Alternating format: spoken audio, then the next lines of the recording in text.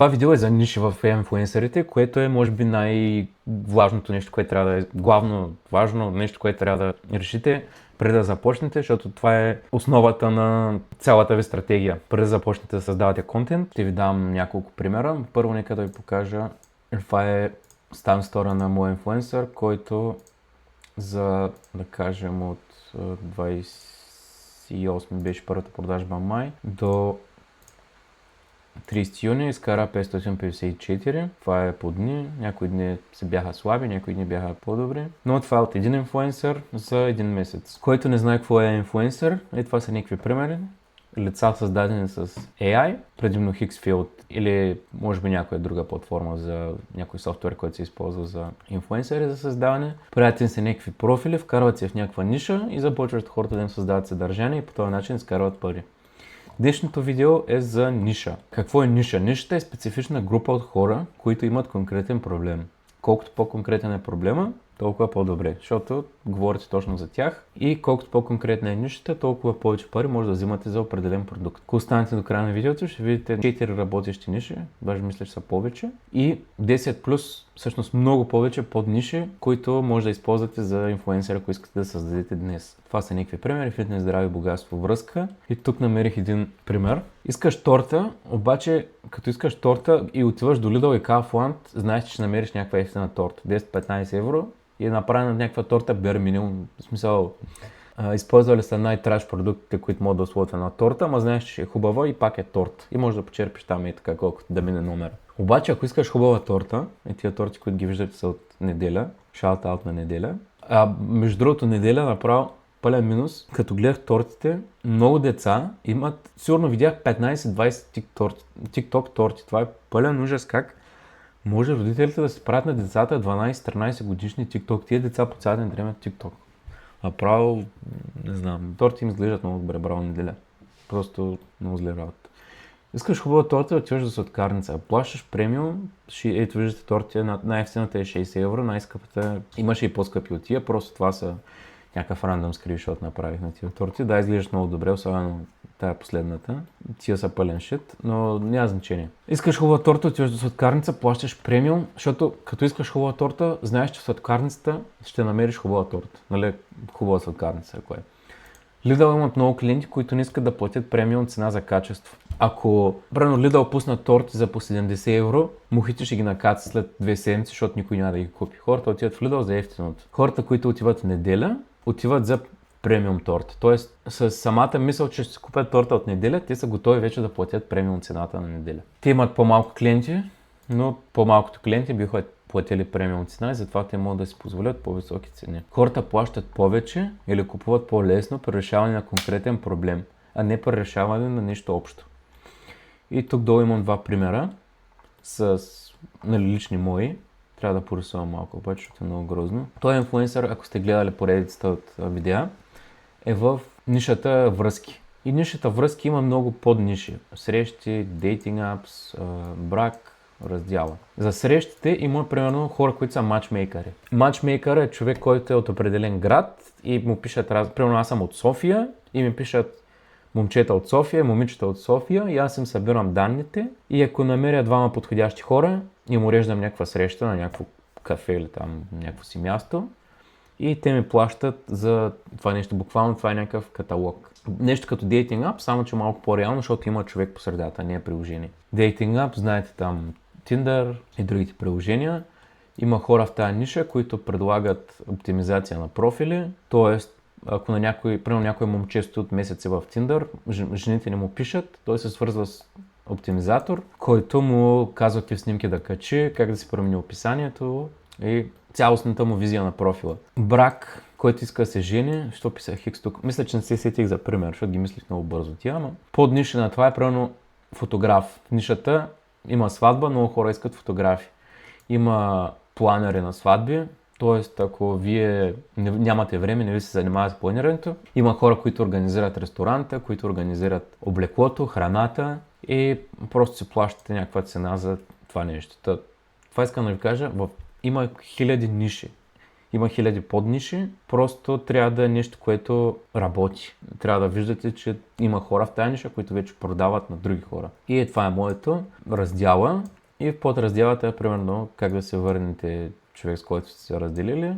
И има хора, които пък са диворс коучове, които казват, примерно помагат ви да не се разделите или ако сте пред раздяла вече искате да се разделите, какво трябва да направите. Втория пример личен е YouTube. Тоест аз през инфлуенсърите изкарвам пари, а през YouTube това ми е другия бизнес, който искам да показвам на хората как аз изкарвам пари, да могат да си започнат инфлуенсъри, които и на тях да им носят пари. В YouTube има също много ниши. Дропшипинг, print on demand, това ако не знаете какво е, хората си правят там къстъм тениски, чорапи ги продават. YouTube е част от изкарвай пари онлайн. AI, affiliate marketing и част от други две подниши в AI са UGC Content, ако не знаете какво е това. Това е създаване на съдържание за разни брандове, реклами и инфлуенсърите, това нещо, което аз правя, нали? Стана ми интересно за дропшипинга, защото имаше един коментар под видеото ми от поредицата. Мога ли да правя пари с инфлуенсъри без начален капитал?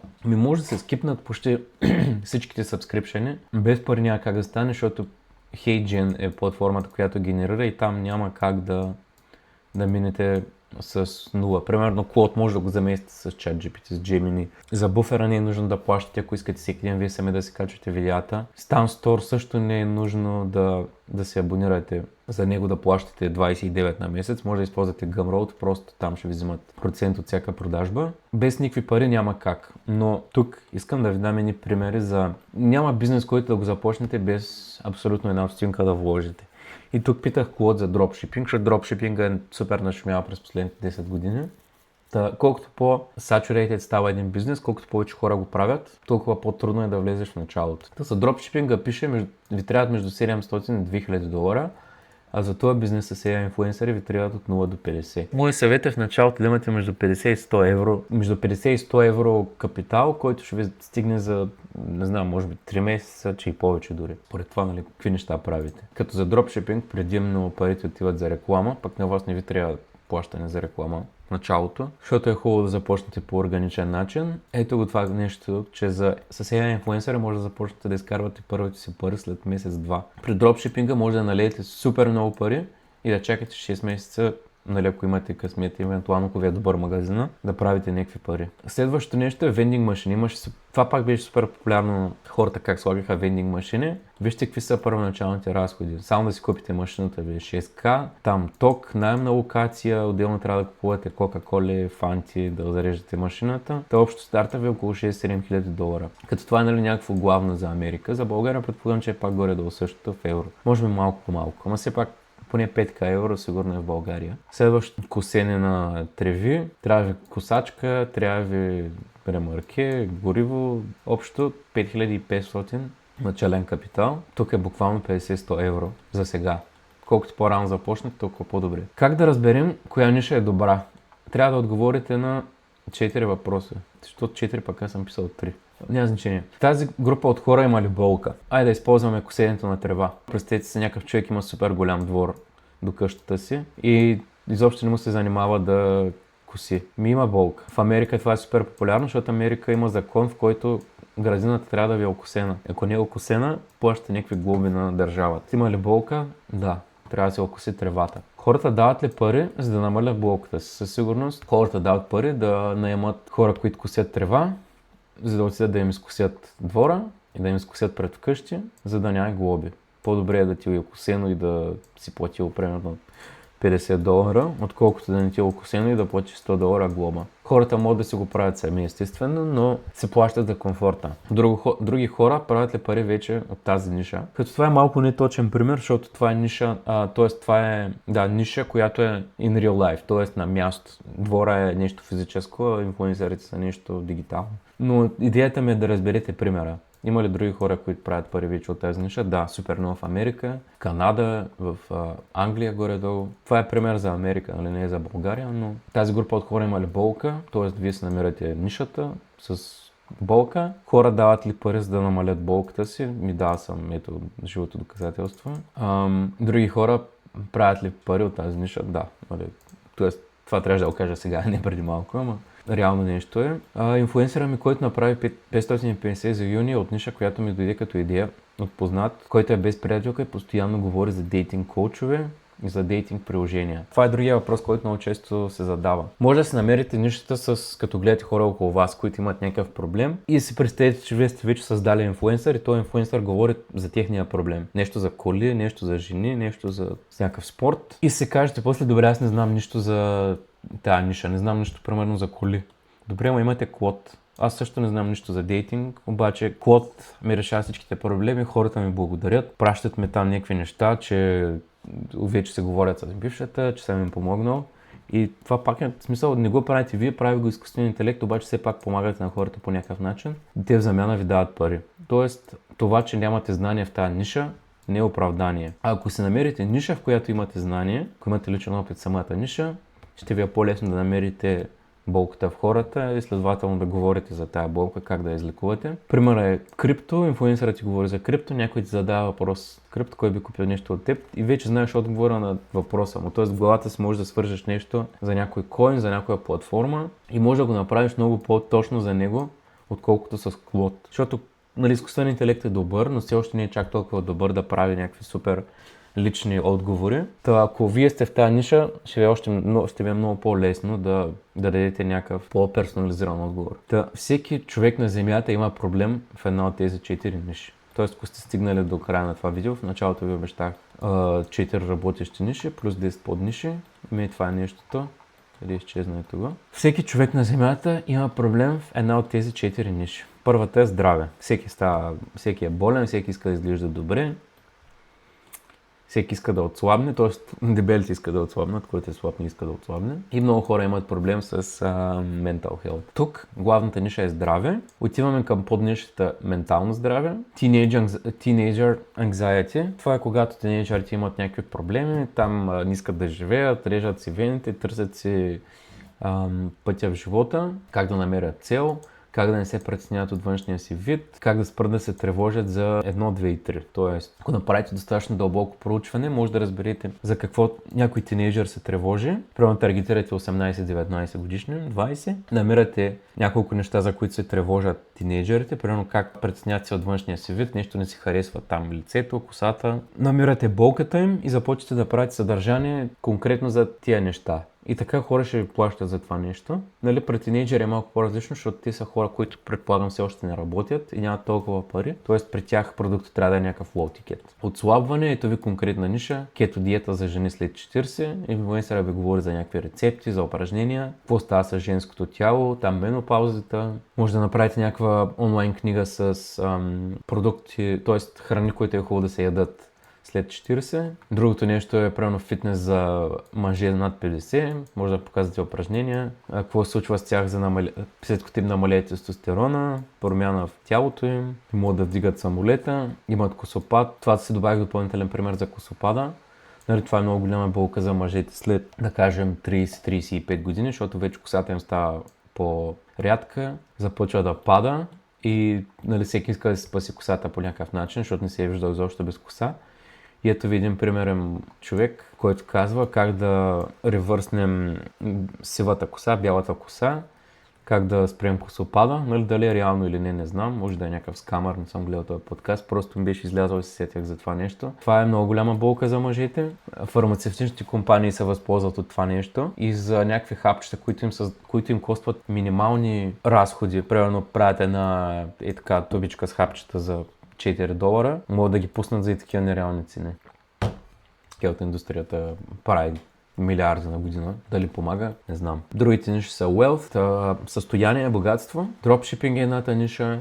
Дропшипинг на домашни продукти е под нишата. Инфлуенсъра ви може да промотира някакви домашни продукти, може да говори за логистиката, как се правят доставките до клиентите, как да си направите shipping costs, как да си говорите с доставчиците, как да се образувате цените. Това ще е много интересно да правите дропшипинг с AI инфлуенсър, не съм го правил аз. AI инфлуенсър е в Instagram, т.е. AI инфлуенсър е главната ниша, в Instagram е под нишата, това, което правя аз. Може да направите инфлуенсър, който да говори как се създават инфлуенсъри, как се монетизира, как се правят някакви промптове за HeyGen, примерно за Hixfield. Другата подниша от нишата богатство е примерно инвестиция в злато и поднишата е инвестиция в злато за начинаещи. Инфлуенсърът ви може да обяснява за пазара на злато, може да обяснява за тренда при металите. Ако има някаква война, може да говори как войната ще се отрази на цената сега или в бъдеще. Другото нещо е relationship. Тук няма да говоря много, защото вече ви говорих супер много за relationship. Ама примерно подниша на relationship е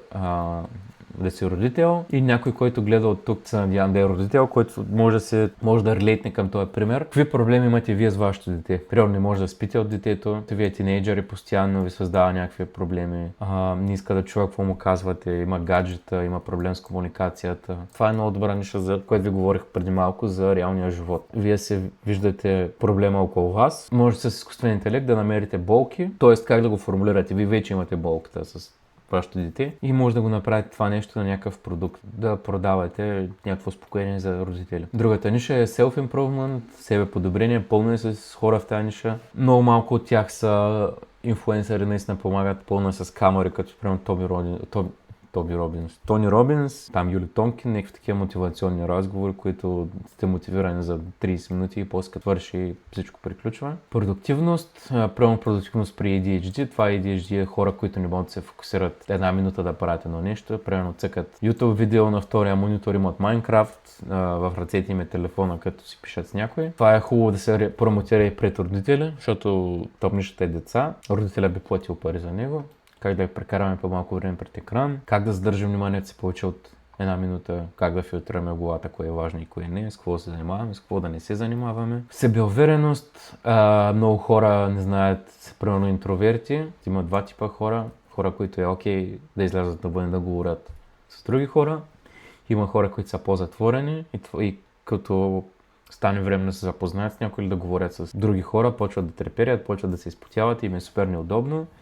И те искат да го решат този проблем. Та може да предлагате продукти как да заговорим някой, как да се намерим приятели, как да се държим в обществото, защото някои са social awkward и говорят глупости. Последното е навици. Гледах за навиците, пример, супер много хора. Видеята им имат малко гледания, обаче имат видео сутрешната ми рутина. И да знам, явно това хората им е супер много интересно. Сутрешни навици за предприемачи, сутрешни навици за как да станем богати. Нали, това е подниша в нещата навици. Примерно някакъв дневник, някаква медитация, продажби на нещо си. Там, примерно, вие сте в някаква ниша и показвате продажбите в ваша ниша. И друга идея, която си като го писах, нали, този скрипт, е кафето. Примерно всяка сутрин може да кажете пия само еди си кое кафе. Пия кафе Хикс и може да пишете на бранда на това кафе и да направите някакво спонсорство с тях. Това е цялата идея. Ниша, подниша, подниша. Слезте поне една-две стъпки. Ако слезете 3 стъпки и в тия 3 стъпки има много голям пазар за монетизиране, това е наистина топ.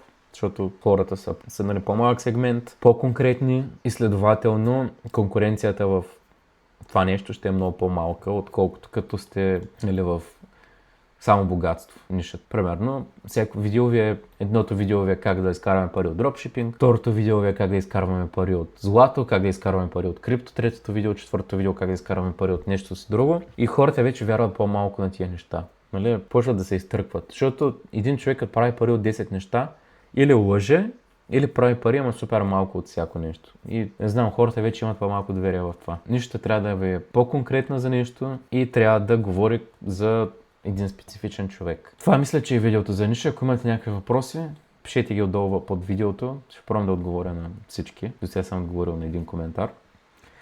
И това е. Чао!